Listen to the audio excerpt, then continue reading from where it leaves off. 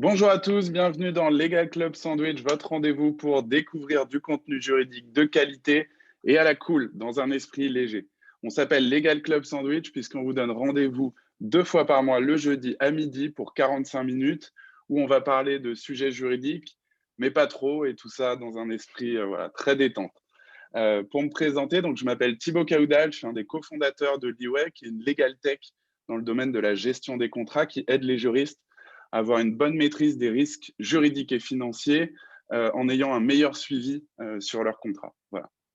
Et pour mener à bien cette émission, je suis accompagné de mes deux chroniqueurs, voilà, sans qui tout ça ne serait pas possible, qui sont en pleine forme, comme toujours. Audrey, Pierre, comment ça va? Au taquet, ravi de vous retrouver, bonjour à tous. Ça va très très fort aujourd'hui, Thibaut, mais j'en dirai plus tout à l'heure. Génial. Est-ce que vous voulez vous présenter tous les deux? Oui, avec plaisir. Alors, pour ma part, donc Audrey Deléry, je suis manager au sein du cabinet Fed Legal, qui est leader dans le recrutement de juristes, de fiscalistes, d'avocats, pour un tout tas de clients très, très sympas de tout secteur d'activité. Et moi, je suis plus particulièrement spécialisée sur l'industrie et les services, les grands groupes, les startups, et avec une équipe absolument formidable. Et en plus de ça, j'ai plein de projets, notamment un avec Pierre Landy ici présent, qui est le Fleet Network pour French Lawyers in Tech. On a fêté nos 2 ans et on réunit aujourd'hui plus de 280 juristes dans la tech et en start-up. À toi, Pierre. Merci beaucoup, Audrey. Bon, alors déjà, pourquoi je suis de bonne humeur aujourd'hui? Puisque tu parles de Fleet Network, il y a quand même deux annonces qui me font hyper plaisir, que je veux reconnaître. On a quand même Believe qui est rentré à l'Euronext. Ça, c'est quand même incroyable. Et donc, on va suivre ça avec attention, mais c'est génial pour la French Tech. Et puis, bah, vous le savez, enfin, je vais vous le dire, je suis un ancien de Ledger. J'ai monté l'équipe juridique chez Ledger qui vient aujourd'hui de faire une levée extraordinaire et qui est maintenant valorisée à 1,5 milliard et c'est une des nouvelles licornes. Donc, on rejoint ton groupe, Charlotte. Et puis voilà, qui je suis? Je suis avocat au barreau de Paris et je suis cofondateur de l'Alliance ANCO. L'Alliance ANCO, ce sont des avocats qui fonctionnent comme des juristes externalisés dans tous les pays où nous sommes et principalement Italie, France, Allemagne, UK et Espagne. On est tous des ex de Yahoo. Et pour ma part, maintenant, ce que je fais personnellement, c'est que j'accompagne des directeurs juridiques, notamment en start-up, mais pas que, à développer leur leadership, voilà, en tant qu'executive mentoring, et je les accompagne dans leur croissance et dans leur développement. Voilà ce que je fais. À toi, Thibaut.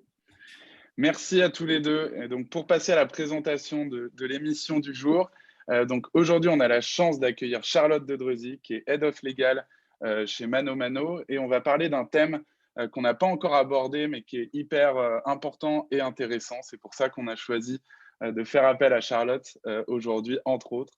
C'est la relation entre juriste et avocat, et on va essayer de partager tes conseils, Charlotte, pour créer un binôme de choc, toi qui es un petit peu passé par les deux mondes. Déjà, peut-être pour commencer, comment ça va, Charlotte? Eh ben, écoute, très bien, merci beaucoup.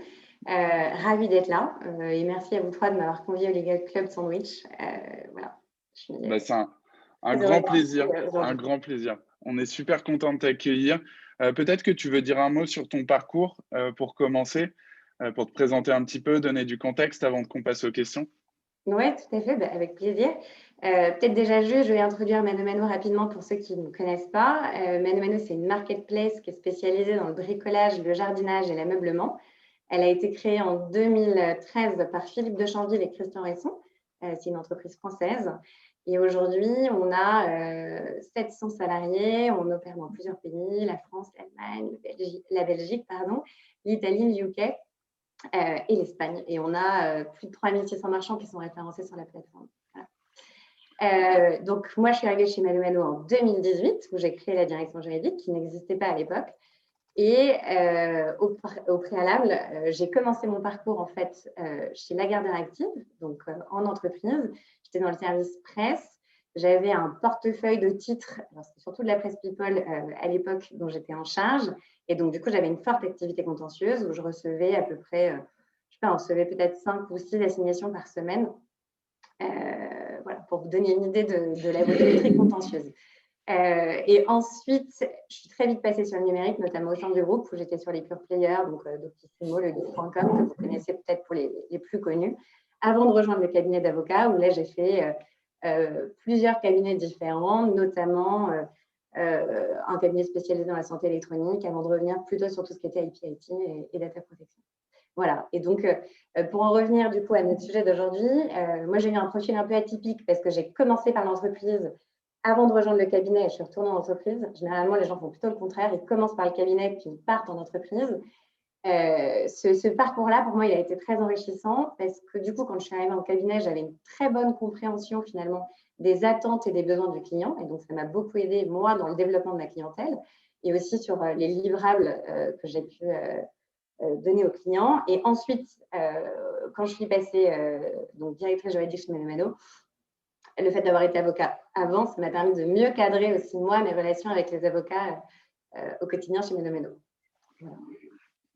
Parfait. Bah, écoute, merci pour cette intro. Peut-être pour commencer, est-ce que tu peux nous expliquer, à ton avis, pourquoi c'est important de créer un binôme de choc, justement, entre les juristes et les avocats? Oui, bien sûr. Alors, c'est fondamental, en fait, parce que déjà, on a besoin d'eux. On est complémentaires. On ne peut pas tout internaliser dans la direction juridique. On a besoin parfois d'expertise qu'on n'a pas. Parfois, on n'a pas le temps aussi de gérer des sujets en interne. Donc, on fait appel à un avocat. Et puis, évidemment, je ne vous parle pas du contentieux, où là, c'est l'évidence. On ne peut pas le faire à leur place. Et donc, pourquoi c'est important? Plusieurs raisons. Déjà, la réussite des dossiers. S'il n'y a pas un binôme de choc, s'il n'y a pas une relation de confiance, une excellente communication, forcément, le dossier ne va pas bien être géré et donc le résultat pourra être pas aux attentes. Et aussi pour pérenniser. Il n'y a rien de pire que de devoir changer d'avocat tout le temps parce qu'on n'a pas trouvé le bon, de se reposer la question à chaque fois. Enfin, c'est beaucoup de temps, en fait, de choisir le bon avocat pour nous accompagner. Donc, une fois qu'on a mis une bonne relation de confiance et une bonne communication en place, voilà, pérennise pour la suite et on sait qu'on a un avocat de choc à nos côtés pour… Sans compter le temps de le former, sans compter le temps de former l'avocat à la société. Donc, quand tu dois en changer, c'est une catastrophe. Exactement. Enfin, franchement, hein, le choix de l'avocat et le temps passé pour qu'il comprenne bien notre fonctionnement, c'est énorme. Donc, effectivement. Est-ce que toi, tu peux nous dire comment tu choisis tes avocats, justement? Oui. Alors, moi, je suis assez fan des cabinets de niche. Donc, j'ai une petite tendance à passer par des spécialistes. Mais ça, c'est, je pense, lié à mon parcours d'avocat par le passé où moi, j'ai commencé dans un cabinet de niche. Donc, je vois les avantages. Donc, pour toutes les spécialités type data, marque, effectivement, plutôt cabinet de niche. Après, comment on fait aujourd'hui? On demande beaucoup de feedback à nos pairs. Donc, on va se renseigner par quel avocat vous passez, pourquoi, qu'est-ce qui vous plaît chez cet avocat-là. On tient compte aussi des spécificités de l'entreprise, parce qu'un avocat qui va être très bien pour une entreprise ne sera pas forcément l'avocat que nous, on cherche. Typiquement, chez Mano Mano, on a une culture très forte du straight to the point, des notes ultra concises, pas beaucoup de mots. Voilà, donc ça ne convient pas à tous les avocats. Et donc, c'est important qu'on trouve un avocat qui répond à cette culture d'entreprise. Et alors, après, pour les contentieux, on va évidemment regarder si l'avocat a une expérience similaire aux besoins pour lesquels on vient le chercher. Alors, sans faire de promo, mais nous, on utilise Doctrine, notamment aussi pour ça. Je ne sais pas si vous connaissez cette fonctionnalité. Peut-être tu peux dire un mot sur Doctrine. Peut-être tu peux dire un mot sur Doctrine parce que voilà, nous, dans la tech, on sait, on Doctrine Predictis. Si on veut être complètement transparent et honnête et parler de tout le monde, tu peux expliquer peut-être voilà, ce que c'est en 2 secondes. Oui, Doctrine, en fait, c'est une base de données jurisprudentielle où vous pouvez trouver vraiment, enfin, en tout cas, moi, je trouve par rapport à des bases de données plus classiques, énormément d'informations. Les résultats sont très affinés et vous trouvez beaucoup plus de jurisprudence que ce que vous trouvez dans une base type Dalloz, Lexis, qui ont leurs avantages aussi. Mais voilà, ça, c'est l'avantage des doctrines. Et donc, dans les autres avantages de doctrine, il y a cette fonctionnalité qui fait que vous pouvez aussi faire des recherches par entreprise. Donc, voir l'historique des contentieux d'entreprise et aussi par avocat. Et donc, ça, nous, on l'utilise quand on a un gros contentieux, qu'on n'a pas forcément d'avocat sous la main, parce que c'est une spécialité sur laquelle on ne s'était pas fait accompagner. On va aller regarder quelques avocats sur lesquels on a eu des références. On va avoir tout leur historique contentieux et ça nous permet d'avoir une idée très précise, en fait, des dossiers qu'ils ont pu traiter par le passé. Est-ce que tu testes parfois l'avocat? Oui, bien sûr.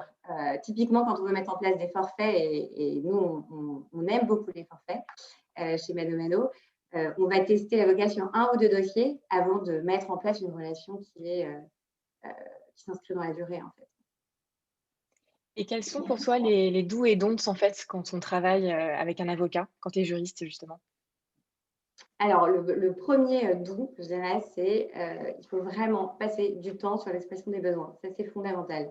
En fait, un avocat, c'est comme un prestataire technique. Si vous ne lui donnez pas un cahier des charges ultra détaillé, ultra précis, et ben, le résultat, il ne sera pas au rendez-vous des attentes. Et nous, ça, on a pu le voir à plusieurs reprises chez Mano Mano, mais même quand j'étais avocate. Quand l'énoncé du besoin n'est pas clair, généralement, c'est là que le dossier n'est pas bien géré. Donc, vraiment, il faut passer du temps et passer du temps sur tous les aspects, en fait. À la fois, il faut bien sûr bien préciser le contexte, quelles sont nos contraintes, quels sont les enjeux. Il y a un point qui est hyper important, je trouve, c'est de préciser aussi les impératifs calendaires. Il faut se rappeler que l'avocat, en fait, c'est comme une direction juridique avec ses clients internes, qui sont les opérationnels. Il a plein de dossiers, il va devoir prioriser. Et donc, si vous mettez d'accord sur une date et qu'elle est approximative, ou qu'en tout cas, il n'a pas senti chez vous qu'il y avait une urgence ou une contrainte derrière, si jamais lui, il a une urgence qui tombe, il ne va pas forcément prioriser votre dossier. Donc, il faut vraiment insister. S'il y a un impératif calendaire avec des dépendances avec d'autres projets en interne, le dire, c'est fondamental. Je pense que c'est important d'être hyper clair aussi sur les honoraires dès le départ et aussi sur le format du support.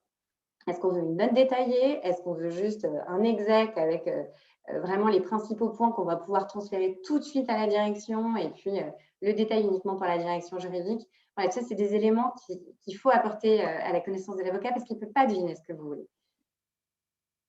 Donc ça, c'est vraiment important dans les do's. Dans les autres… Et attends, parce que mon micro est un peu bizarre quand je commence à parler, c'est étrange. Désolé pour ceux qui vont écouter le podcast, ils vont souffrir. Mais dis-moi, on entend, enfin, ayant été moi aussi de côté de la barrière, tu as parlé tout à l'heure des urgences internes, etc. Mais il faut aussi, je pense, en interne, faire attention aux fausses urgences des opérationnels. Ah ouais, Ça, c'est quand même un grand classique. Et donc, tu sais, il ne faut pas crier au loup. À chaque fois, l'avocat, il se démerde pour toi. Et puis finalement, ce n'était pas si urgent que ça. Donc, comment c'est quoi tes trucs pour gérer ces fausses urgences en interne? Bah déjà, moi, c'est de nous imposer une règle dans notre service. C'est-à-dire, moi, je dis à mes équipes, on fait attention aux fausses urgences. C'est-à-dire que si on sollicite sans arrêt nos avocats sur des délais hyper short, bah, ils vont en avoir ras-le-bol, surtout quand ils vont se rendre compte qu'en fait, l'urgence derrière, elle est relative. Donc, au même titre que nous, ça nous crispe avec nos clients internes, il faut qu'on ait un peu la même bienveillance avec nos avocats. Donc, bah, la meilleure solution, c'est de challenger en fait la deadline auprès des équipes opérationnelles.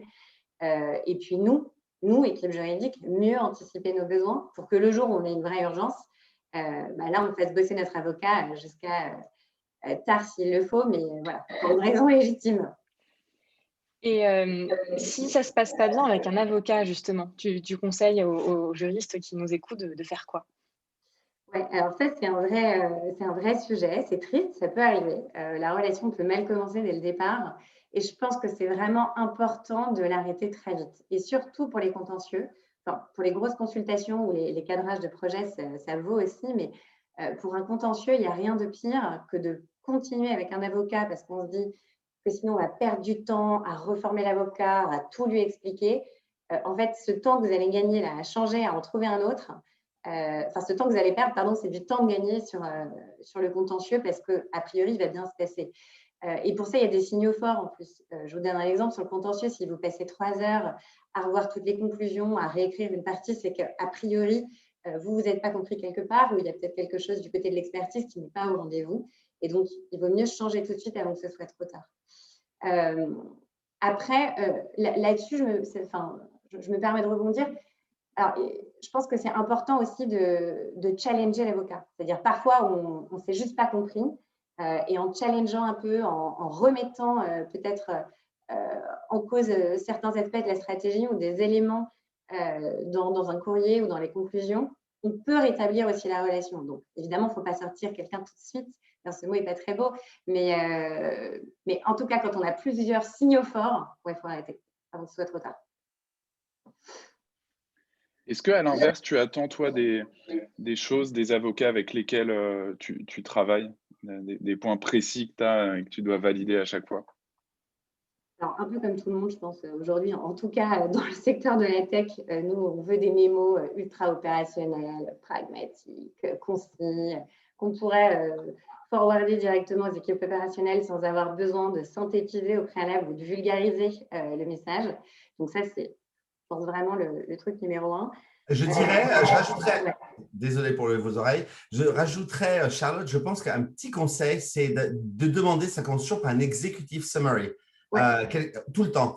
Parce que, encore une fois, dans le domaine de la tech, où vos CEO ou beaucoup de gens avec qui on travaille lisent les choses sur le portable. Et donc, sur un petit écran, c'est très pragmatique. Donc, le petit executive summary en 5 lignes. Le problème, c'est ça. Voilà ce qu'on recommande. See below pour les plus de détails. Ça, c'est génial parce que pour beaucoup de nos opérationnels, voilà, de pouvoir le lire comme ça sur le téléphone et après se plonger dedans plus tard, je pense que c'est vraiment un petit truc très opérationnel qu'on peut donner. Je suis complètement d'accord. Et plus que l'exec summary, d'ailleurs, chez nous, on aime bien avoir des recos par risque gradué. Donc, voilà, c'est quoi la solution la plus risquée, la solution middle et la solution la moins risquée. Ou des espèces de tableaux. Alors, ça, nous, on est ultra fans. Avec le scénario 1, c'est quoi les avantages, les inconvénients, le scénario 2. Et le Saint Graal pour nous, c'est quand l'avocat prend en compte aussi les enjeux business et qu'on n'a pas uniquement les risques juridiques, justement, dans les deux scénarios. Ça, on est… Désolé pour les oreilles. Désolé. Donc, il y a souvent, tu sais, tu as le risque d'une part et tu as la likeliness que le risque se matérialise. C'est-à-dire que tu peux avoir un risque très fort du pénal, machin, mais après, ce qui est très intéressant, c'est quand l'avocat est capable de dire, mais en fait, pratiquement, même si ce risque théoriquement est très fort, tu vois, donc ça permet d'avoir les deux axes aussi dans ce genre de tableau. On le faisait pas mal, nous aussi, entre voilà, la probabilité, je cherchais le mot. La probabilité du risque, ouais. Ça, c'est quelque chose aussi qu'on demande systématiquement et je suis d'accord avec toi, c'est très important. Après, dans les autres choses qui sont importantes pour nous, en tout cas dans la relation avec les avocats, et là encore sans surprise, parce que c'est un sujet qui revient souvent, c'est la maîtrise budgétaire. On aime beaucoup les forfaits, nous, voilà, parce que ça permet de savoir exactement à combien on s'engage. Et il n'y a rien de plus agréable que les demandes d'honoraires complémentaires en cours de suivi de dossier. Alors, ça arrive, l'avocat parfois va mal identifier quel est le temps qu'il va devoir consacrer au sujet. Idéalement, le mieux, c'est que l'avocat nous alerte le plus tôt possible et qu'on voit très rapidement ensemble quelle est la bonne enveloppe à allouer. Et sur la maîtrise budgétaire, il y a un truc qui est, je trouve vraiment bien, qui a été mis en place par un cabinet avec lequel on travaille, c'est de permettre aux clients de suivre en temps réel le consommé des heures de l'abonnement. Donc, l'idéal, c'est un doc dans un drive partagé où tout le monde a accès en temps réel et on sait, voilà, on en est à 3 heures sur tel sujet. C'est un petit peu de travail pour l'avoir fait moi-même des deux côtés, mais c'est effectivement génial parce qu'il y a zéro surprise. Et d'ailleurs, pour l'avocat, ce qui est très intéressant, c'est que vous verrez que souvent, finalement, le client ayant une telle transparence a tendance à dépenser plus parce que il voit que le truc est hyper réglé, hyper machin et que c'est logique de dépenser plus. Donc, en fait, cette ultra transparence, en tout cas pour ma part, dans ma pratique, j'ai trouvé que justement, le client dit bon, ok, voilà, c'est super clair, je vois ce que je vois ce que ça me coûte et effectivement, il n'abuse pas et donc il faut augmenter le budget. Ça arrive assez souvent. Je ne dis pas que ça arrive chez vous, mais en tout cas, ça peut arriver. Donc, c'est super intéressant à faire. Ouais, je suis complètement d'accord avec toi là-dessus, Pierre, vraiment. Enfin, en tout cas, nous, c'est un outil qu'on chérit et qui nous permet, en plus, parfois, à tort, on pense que l'abonnement, il est déjà complètement consommé. Et d'avoir ce doc, ça permet de se dire, non, pas du tout, on peut reprendre 2 heures jusqu'à la fin du mois. Il y a un autre truc, moi, que j'attends aussi de l'avocat. Ça, je pense que c'est un point qui est vraiment important, c'est de la générosité dans le partage d'informations. Et j'ai été de l'autre côté, donc je sais de quoi je parle. Je pense que vraiment, c'est important que l'avocat, quand il fidélise, de temps en temps, il donne des choses. Donc, une formation gratuite, voilà, venir une matinée dans l'entreprise et former toute l'équipe sur le sujet, mais une vraie formation. C'est-à-dire pas juste ce que tout le monde sait, ce que tout le monde peut trouver en ligne ou dans une base de données. Souvent, les avocats ne veulent pas le faire parce qu'ils se disent, oh là, mais si j'en dis trop, en fait, finalement, le client, il n'aura plus besoin de moi derrière parce qu'il aura déjà eu toutes les infos. C'est faux, en fait. C'est la meilleure façon de montrer que vous êtes l'expert. Et en faisant ça, non seulement, ça permet à la direction juridique de mieux comprendre les enjeux, d'identifier peut-être des besoins qu'ils n'avaient pas identifiés, des points de risque. Et surtout, ils vont avoir envie de faire appel à vous, en fait, parce qu'ils se rendent compte que c'est vous l'expert et c'est vous qui allez pouvoir mieux gérer qu'eux. Donc ça, allez-y, vraiment, côté avocat, soyez généreux dans le partage d'infos, parce que je trouve que c'est vraiment utile. Peut-être Voilà. sur les contentieux. Ouais, sur les contentieux, ouais, pardon, Thibaut, excuse-moi, je t'ai coupé. Dis-moi. Bon, toi, tu es passé par les deux mondes, tu connais très bien le contentieux. Si on fait un focus là-dessus, justement, parce que je pense que c'est intéressant pour l'audience, est-ce que tu peux nous dire un peu comment tu les gères chez Mano Mano et quelles sont les grandes étapes par lesquelles tu passes lorsque tu as un contentieux? Ouais. Alors sur les très gros contentieux, nous aujourd'hui, on fait des espèces de petits appels d'offres. Donc, on rédige une note de synthèse dans laquelle on va détailler exactement toute la problématique, quels sont les enjeux pour la boîte. Et on l'envoie à 4 avocats. Donc, moi, j'aime bien prendre généralement 2 avocats, 2 cabinets de niche et puis 2 gros cabs anglo-saxons, sur la base de laquelle ils vont nous faire une proposition d'accompagnement avec une petite ébauche de stratégie, parce que l'idée, ce n'est pas de les faire bosser sans les payer, bien sûr. Ensuite, nous, on les auditionne côté direction juridique. On en garde 2 et généralement, on les présente à notre direction. Quand c'est vraiment des gros enjeux, hein, on ne fait pas ça systématiquement, je vous rassure, mais pour des très gros contentieux, c'est ce qu'on fait, pour avoir l'aval en fait, de la direction commerciale ou de la direction sur le choix de l'avocat. Donc ça, c'est ce qu'on fait pour les très gros contentieux. Ça marche plutôt bien. On est plutôt content de cette façon de procéder. On est très transparent avec les avocats. On les prévient dès le départ qu'on les met en concurrence.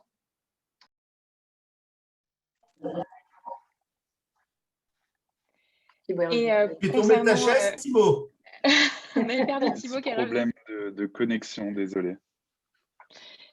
Et concernant du coup quels conseils tu donnerais en fait aux juristes aussi qui partie contentieux justement en tant que juriste en entreprise, qu'est-ce qu'on doit faire justement pour gérer au mieux ces contentieux avec les avocats?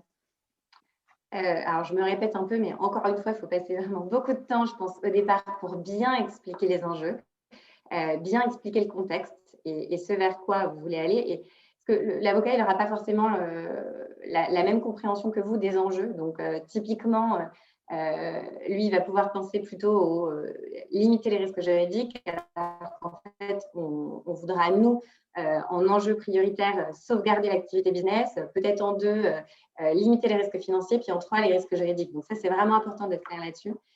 Passez du temps à préparer vos pièces, vos éléments. Nous, on fait des notes aujourd'hui, vraiment où on explique les faits et à chaque explication de fait, vous avez le lien directement dans la note vers la pièce justificative dans un drive partagé.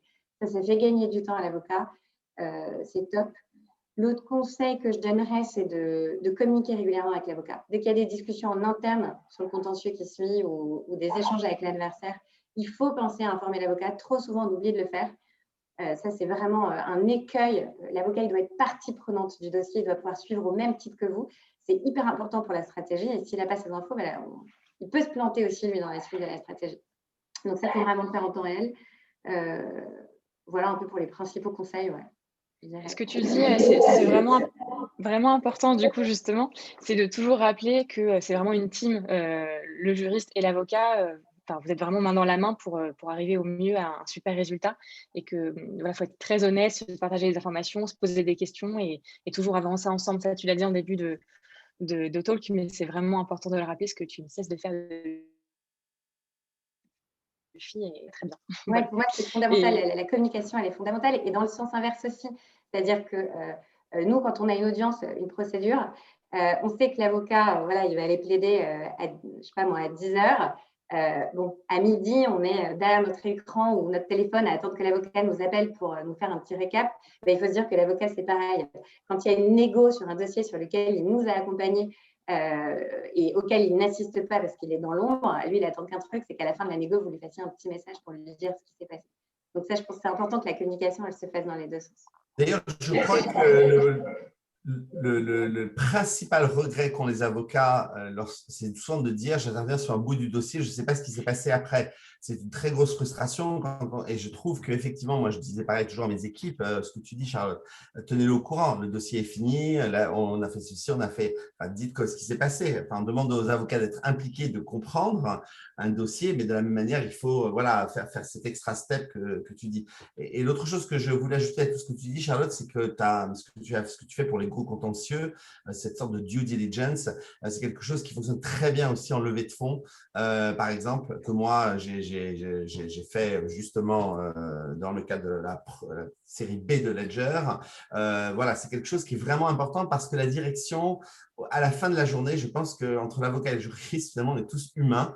Et il y a la technicité, mais il y a aussi ce truc qu'on ne sait pas trop expliquer. Pourquoi? Lui, on a plus le feeling avec lui qu'avec un autre, et notamment la direction générale. Et c'est très important, je trouve, d'avoir cette possibilité de montrer différentes options et d'être tous d'accord dans ces très gros événements qui, dans la vie d'une entreprise, comme tu dis, un contentieux avec des conséquences dramatiques, une levée de fonds ou d'autres sujets impactants, une restructuration fiscale, enfin, ce genre de trucs.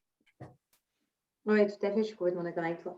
Et ce que tu disais tout à l'heure est très vrai. Il faut remercier l'avocat, il faut lui partager le succès. Et je pense qu'il faut toujours se mettre à la place de l'avocat en pensant à ce que nous, on n'aime pas avec nos clients internes, voilà, ce qui pourrait être un petit peu painful de temps en temps ou désagréable. Effectivement, une activité qui est lancée sur laquelle on a bossé comme des dingues et on n'a pas un petit mot de remerciement, mais il faut se dire que l'avocat, il vit exactement la même chose. Donc, pour fidéliser et avoir une bonne relation, il faut penser à remercier. Ça, c'est vraiment important. Et je ne peux qu'approuver parce que moi, je les reçois en entretien, c'est des avocats qui veulent passer côté entreprise, et une partie justement de ceux qui veulent passer côté entreprise, c'est aussi parce qu'ils sont frustrés, parce qu'ils voient des petits bouts de dossier et ils accompagnent en fait vous, entreprise, vous, juriste, et puis ils aimeraient bien savoir si ça n'a pas marché, est-ce que la négo, ça a fonctionné, et c'est une grosse frustration. Alors j'espère qu'il y en a quand même beaucoup qui voudront passer côté entreprise, sinon je vais avoir du mal à trouver des gens pour mes clients. Donc voilà, il ne faut pas qu'ils continuent à être frustrés, mais en fait, si en effet il y a un meilleur partage d'informations, ils seront encore plus heureux, j'imagine. Donc c'est un super message que tu fais passer. Thibaut? On en a fini avec les questions. Je vous avoue, j'ai perdu le fil en étant déconnecté pour être très transparent. C'est à nous, Thibaut. En fait, Thibaut, ce qu'on essaie de dire, voilà, c'est que c'est le moment du chronique là. Mais, merci. Thibaut, il est perdu. Il y a son ordinateur qui est tombé, il y a du café partout. Enfin, je ne sais pas quoi. C'est le bordel. Vivement les vacances. Direct. Voilà, il reste 2 numéros. Je crois que je vous recommande de nous suivre parce que dans les 2 numéros, ça va partir en… voilà, bref. Et donc, c'est la chronique d'Audrey. Et donc, pour ceux qui nous découvrent, nous avons des chroniques de recrutement et de leadership avant vos questions que nous allons bien évidemment poser. Et la grosse spécificité de Club Sandwich, ce sont les jingles. Voici celui d'Audrey.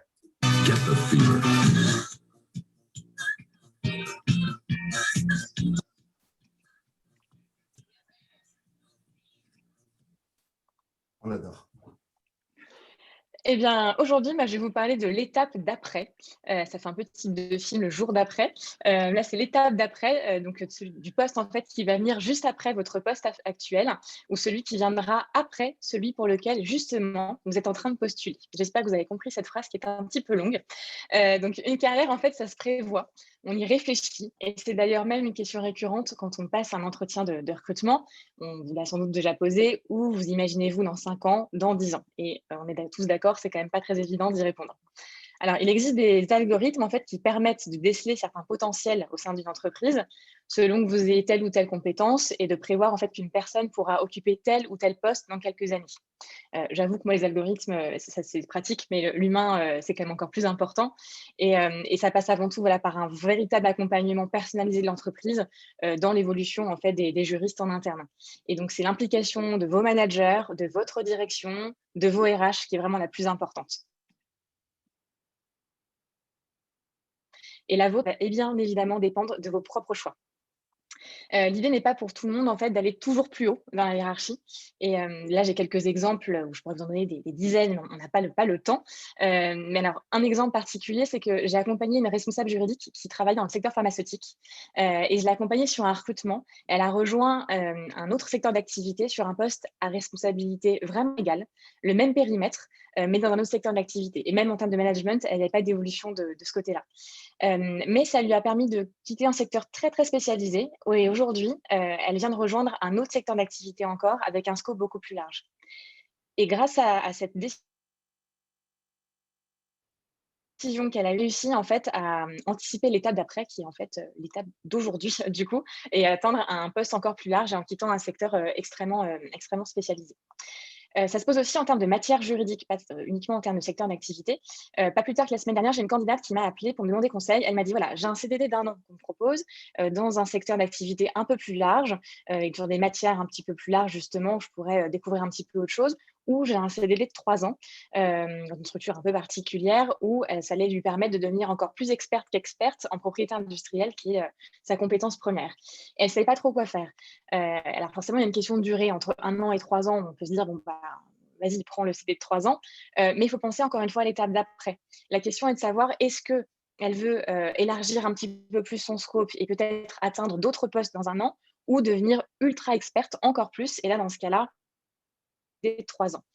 Il n'y a évidemment pas de bonne réponse. C'est son choix qui compte, son envie et comment elle souhaite évoluer. Mais en fait, il faut vraiment se poser toutes ces questions qui sont ultra primordiales. On le sait tous, mais quand on est face comme ça à plusieurs opportunités, il est vraiment important de se poser et de se poser ces questions-là. Est-ce qu'il faut accepter un CDI à tout prix ou un CDD durant lequel vous allez développer encore plus de compétences avec l'opportunité de partir à l'étranger, par exemple, ce dont vous avez toujours rêvé? J'ai eu le cas d'une candidate il y a quelques années qui avait refusé un CDI pour justement rester dans une structure et partir à l'étranger grâce à cette société. Ça a marché, elle a bien fait de ne pas m'écouter, donc c'est très bien. De quoi en fait avez-vous besoin aujourd'hui et demain, de quoi avez-vous besoin pour mieux vous revendre? Voilà, donc devez-vous accepter aussi un poste un peu sous-dimensionné aujourd'hui, par exemple pour une mission particulière, qui vous permettra par exemple de travailler davantage en anglais et de mieux vous revendre dans 6 mois? Aussi, autre exemple, à chaque fois, ce sont des vraies personnes du coup que je vous cite, des vrais exemples. Donc voilà, pour évoluer, il est aussi possible de prendre des chemins de traverse, pardon, avec un poste au même niveau hiérarchique, mais au périmètre plus diversifié ou dans une structure différente, plus petite, où vous pourrez apprendre un tas d'autres choses. Donc si l'évolution de carrière n'est pas toujours guidée par aller plus haut, mais emprunte donc des chemins en diagonale ou en horizontale, attention à ne pas s'égarer surtout, parce que c'est toujours important de pouvoir se justifier de ses choix de carrière a posteriori. Et croyez-moi, parce que c'est ce que je fais quand je rencontre les personnes en entretien, j'essaie de comprendre justement leur choix de carrière et comment ça a pu se faire et évoluer. Et donc, c'est nécessaire d'y penser avant.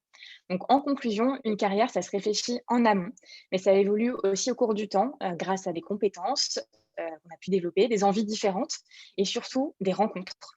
Et d'où l'importance du réseau. Et ça, on ne le répétera jamais, jamais, jamais assez. Et voilà pour moi. À toi, Pierre. Merci beaucoup, Audrey. Tu sais, tu as dit quelque chose tout à l'heure, bien. Je pensais à ta candidate. Et on avait parlé dans une émission précédente des 5 questions, il me semble, des 5 questions à se poser. Et j'avais partagé un document que je vous repartage immédiatement, que vous pouvez retélécharger. Je ne vais pas vous expliquer ce que c'est, on n'a pas le temps, mais lisez ça, ça peut vous aider à prendre ce genre de décision, voilà, pour prendre la bonne décision lorsque vous avez une question comme celle qu'a eu la candidate d'Audrey. Voilà, donc ceci étant dit, c'est à mon tour, évidemment. Et voilà, parce que je suis ingénieur du son en même temps, et ça part, voilà mon jingle. You do.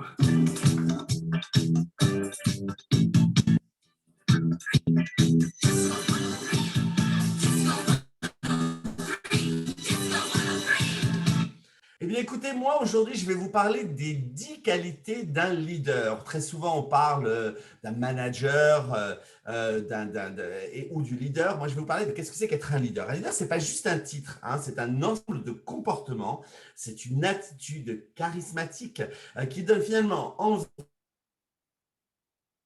à tout le monde dans votre projet. Alors, quelles sont les 10 clés? Il y en a beaucoup, hein, mais je vais vous résumer en 3 minutes les 10 clés d'un leader.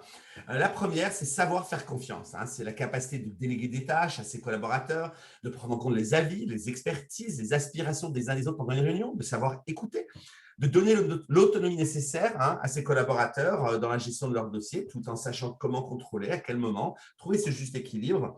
C'est engager bien évidemment des collaborateurs plus forts que soi. Ça, je ne cesse de le dire. Vous êtes un leader, vous n'êtes pas censé être l'expert de tous les domaines. Il faut arrêter de prendre des gens qui sont moins bons, enfin, en tout cas, plus juniors que vous, est-ce que ça vous rassure? Non, on y va, on fonce, on prend des plus forts qui vont être vos piliers dans votre équipe et ils vont peut-être être payés plus cher. Et ce n'est pas grave. Un jour, votre salaire sera réajusté derrière quand on va se rendre compte ce que coûtent des vrais experts. Donc, on n'a pas peur, on les prend, on prend plus senior que soi.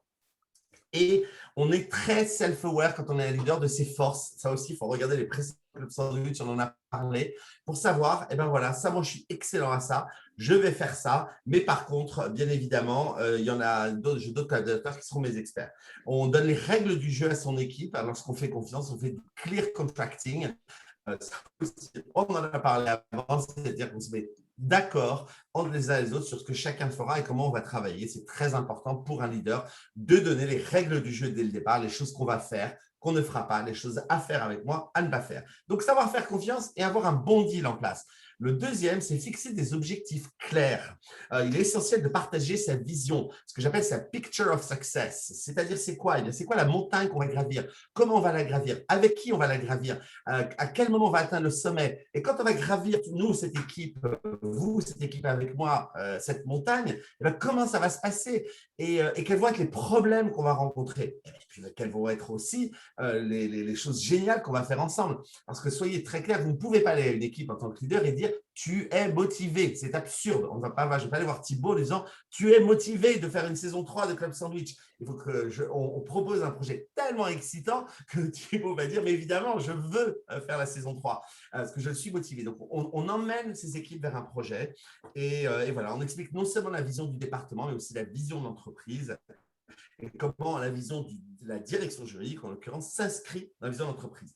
Alors après, il faut évidemment incarner les valeurs de l'entreprise ou du département.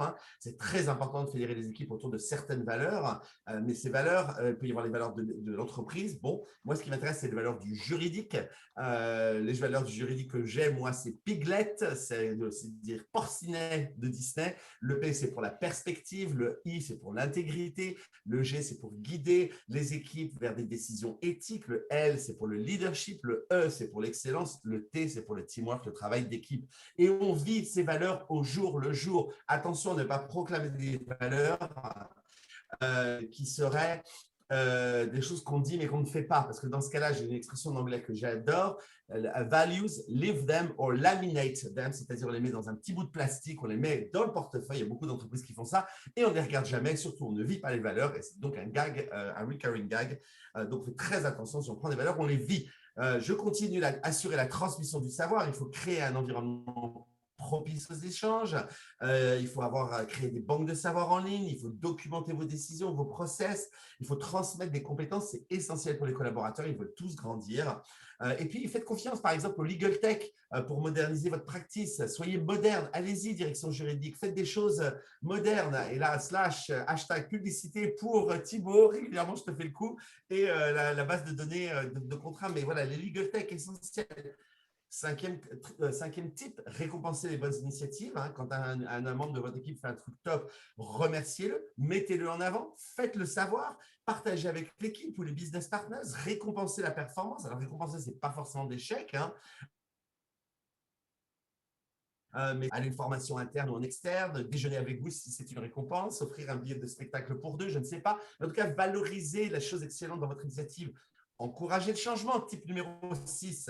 Encourager les idées, changer la façon de faire des choses, implémenter des trucs comme DocuSign ou YouSign, ce genre de choses qui font un peu bouger la direction juridique. Voilà, valoriser ceux qui utilisent des nouveaux moyens de communication. Voilà, ne laissez pas on a toujours fait comme cela s'installer. En tant que leader, vous cassez les choses, vous arrivez. Et ce n'est pas parce qu'on a toujours fait comme ça qu'on va continuer à le faire. Type numéro 7, j'y suis presque, la transparence. Il convient de communiquer en transparence avec vos équipes. Il faut être sincère, surtout dans les périodes compliquées. On y va. Oui, c'est l'enfer. Oui, ça va être compliqué. Et oui, on va peut-être perdre des membres de l'équipe. Je ne peux pas vous en dire plus. Il y a quelque chose qui est en train de se passer.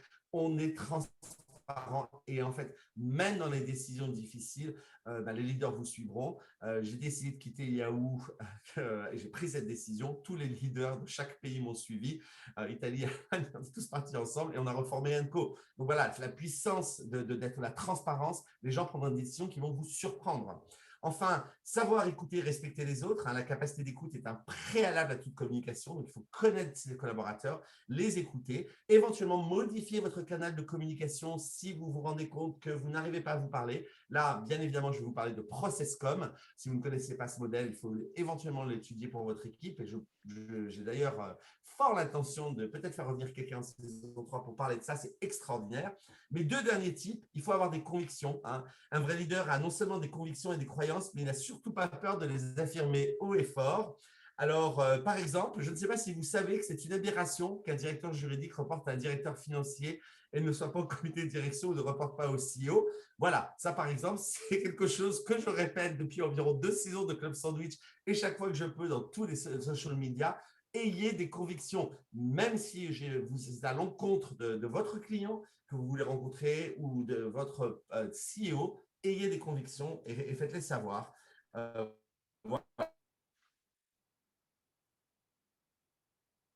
Voilà.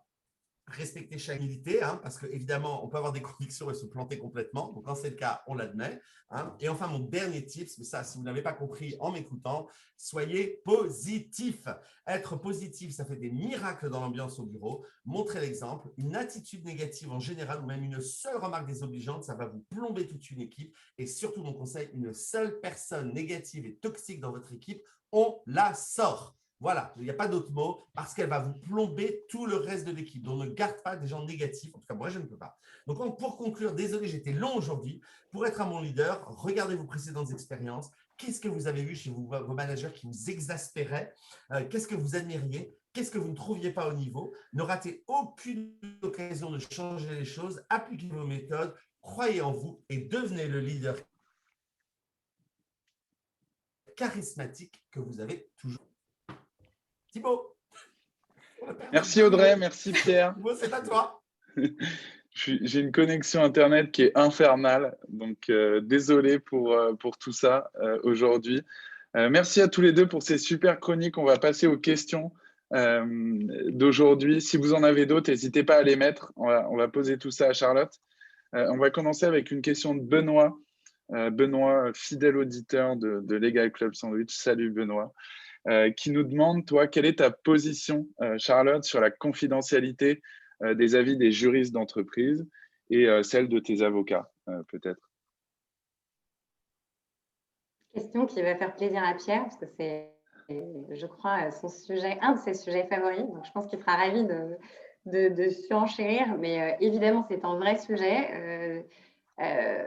C'est très compliqué au quotidien, moi, je trouve, quand on a des sujets confidentiels, parce que, évidemment, en cas de contrôle, tout peut être saisi. Et quand on a vécu la douloureuse expérience, justement, d'autorité administrative, ou quand on a été côté avocat et qu'on a assisté des avocats lors de contrôle d'autorité de la concurrence, voilà, c'est un sujet sur lequel on est particulièrement sensible, voire parano. Donc, mes équipes m'ont déjà vu broyer à la machine des notes confidentielles, aller en jeter une partie dans la poubelle des toilettes, une autre dans une autre poubelle, elle est complètement dingue. Donc, c'est un sujet qui me préoccupe, moi, en tout cas, beaucoup. Et donc, pour répondre à Benoît, aujourd'hui, les sujets confidentiels, ultra confidentiels, on passe par un avocat. Et donc, comment on fonctionne? Il n'y a pas d'échange sur ces sujets, hormis par email, parce que c'est la seule façon que ce soit vraiment couvert par la confidentialité tant qu'on n'a pas le legal privilege en France. Donc, on fait ça. On a une boucle d'email avec la direction opérationnelle qui est concernée par le sujet, l'avocat et nous, direction juridique. Et on échange là-dessus que par ce biais-là. Je vais rajouter 2 choses parce que, évidemment, je suis totalement d'accord avec toi, pourtant je suis avocat. C'est une application, encore une autre, qui est très française. L'Espagne vient dans l'Espagne, enfin, on est un des pays qui n'avons pas, qui ne donnons pas aux juristes d'entreprise confidentialité. Il n'y a pas d'autre mot.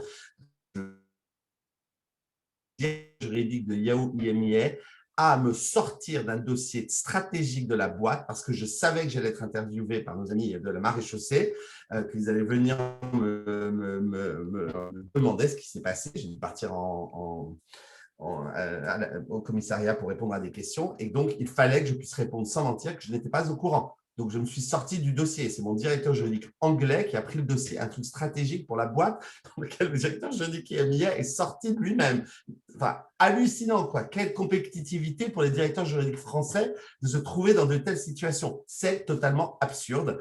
Et on perd dans la compétitivité. Donc, please, j'espère qu'un jour, quelqu'un va…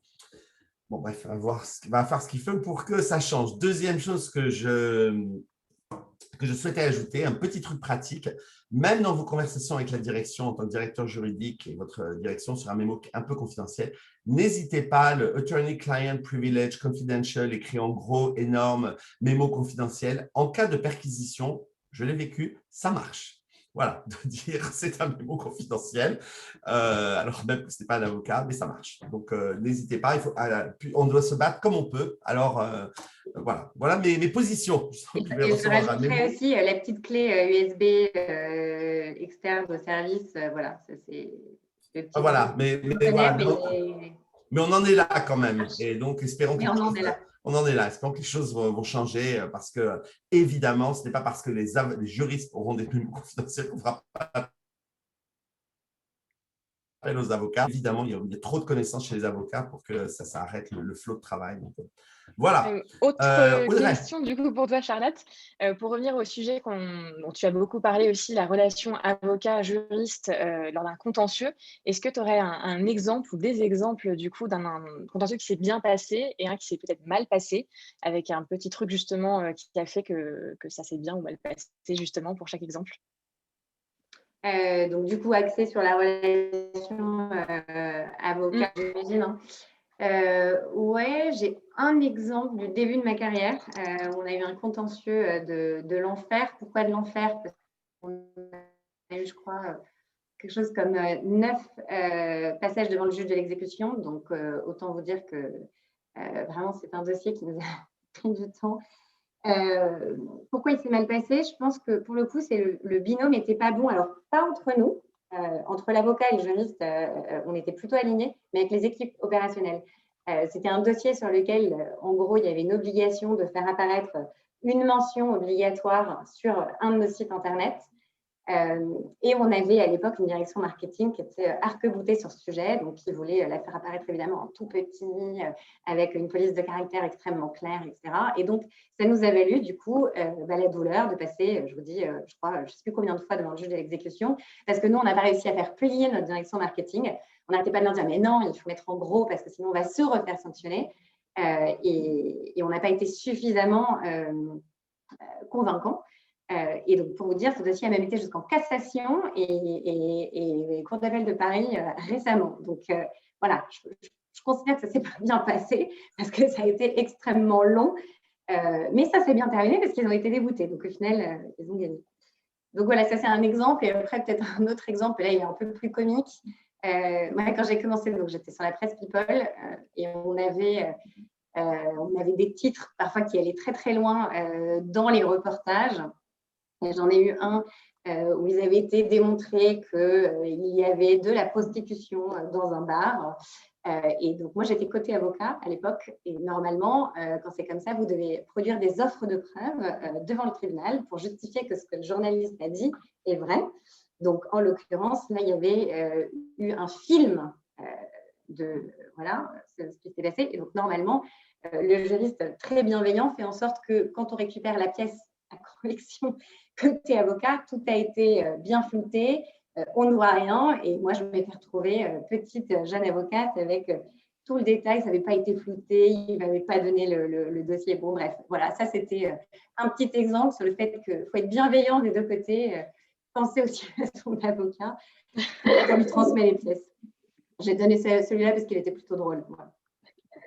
Évidemment, ça me fait rire au cabinet, je vous en doutez. Quand j'ai dû visionner la petite vidéo pour dire offre de preuve, minute 32, il s'est passé ça. Voilà quelques exemples. Merci Charlotte. Merci Charlotte, c'était vraiment super. Le contenu était top aujourd'hui. Merci pour tout ça. Est-ce que ça t'a plu, Merci toi? Merci à vous trois. Oui, c'était hyper agréable. Moment très chaleureux, vous ne m'aviez pas menti et puis riche de plein d'informations et notamment des chroniques d'Audrey et Pierre. Donc, merci beaucoup pour ce moment et merci à toutes les personnes qui ont pu nous écouter aujourd'hui. Et qui nous écouteront aussi en podcast et en replay parce que Pierre vous a mis tous les liens. Donc, si vous n'avez pas eu le temps de nous écouter, de nous voir, vous pouvez le faire lors de votre prochain footing, en vous endormant, en courant à la salle de sport. Voilà. Au bout de 5 partages, vous avez un Tupperware. Il faudrait commencer une chaîne comme ça.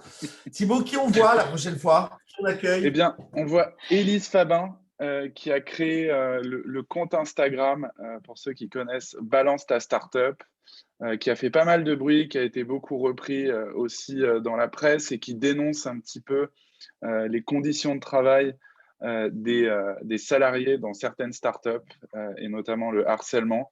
Donc, il y a plein de choses à dire. On est hyper content d'accueillir Élise dans 2 semaines. Voilà, donc on se retrouve tous ensemble. Ce sera l'avant-dernier épisode de la saison 2. Et voilà pour aujourd'hui, Pierre. Super. Eh bien, écoutez, on vous dit tout ça très bientôt et on est en train de brainstormer saison 3, pas de saison 3. Le suspense est total et intense. Mais en attendant, voilà le générique de fin. À dans 15 jours. À bientôt.